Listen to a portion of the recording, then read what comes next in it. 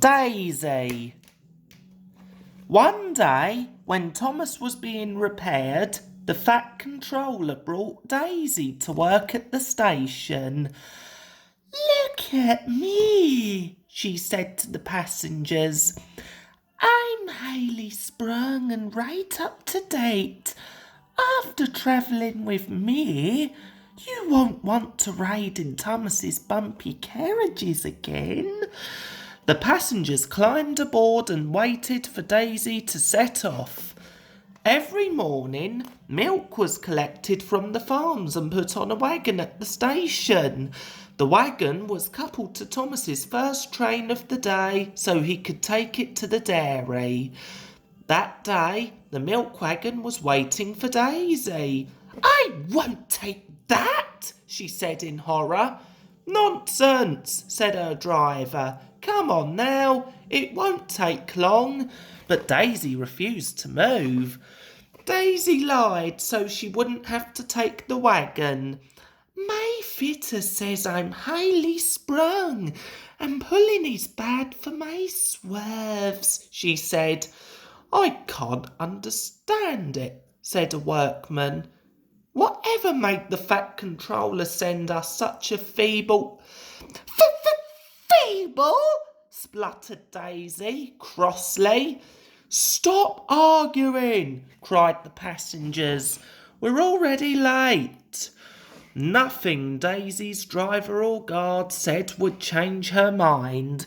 So workmen moved the milk wagon and Daisy went smugly away. "I made up a clever story," she chuckled to herself. "Now I can do the jobs I want to do and no more." When Toby came to the station, he was surprised to see the milk wagon there. "Daisy's left the milk," Percy said crossly. "Now I'll have to make a special journey with it, and I'm already late for the quarry."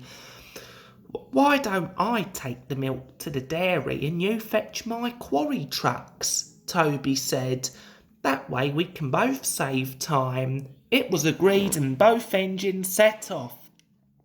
A little later, Toby met Daisy at a junction.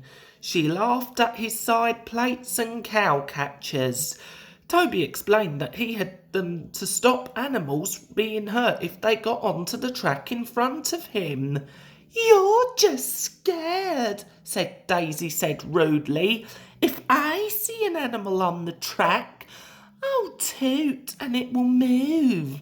"I'm not scared," Toby replied calmly. "And they won't just move if you toot." "They will for me," said Daisy proudly. When Daisy reached the next station, a policeman waved for her to stop. "Champion the Bull is on the track," he said. "Please move him along to the farmer." "I'll show Toby how to manage animals," Daisy said to her driver, but she was about to be surprised. "Move on," tooted Daisy when she saw the bull, but Champion didn't move. After a while, he became curious and slowly walked towards Daisy. "Ooh," said Daisy nervously. "Look at his big horns.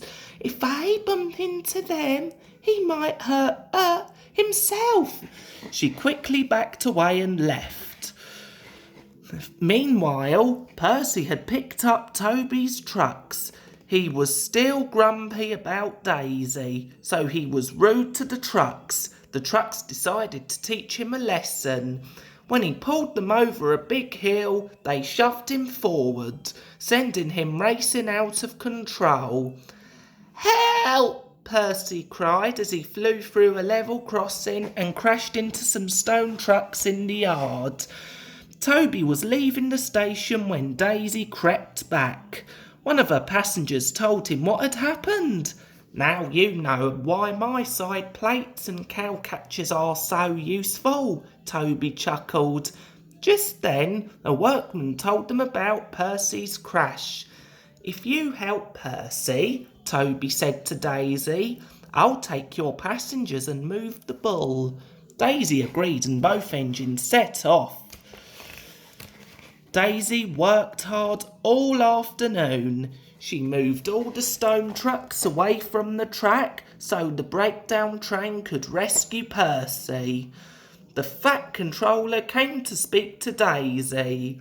"I heard that you have left the milk wagon," he said crossly. "I won't have lazy engines working on my railway. However, you have done a good job here, so if you promise to work hard and listen to the other engines, you can stay on." "Thank you, sir," said Daisy humbly. Thomas came back to work the next day. Daisy stayed on to help while Percy was being repaired. The Fat Controller was very pleased because she had worked hard and listened to the other engines. Daisy became good friends with the engines and, sometimes, she even delivered the milk wagon for Thomas.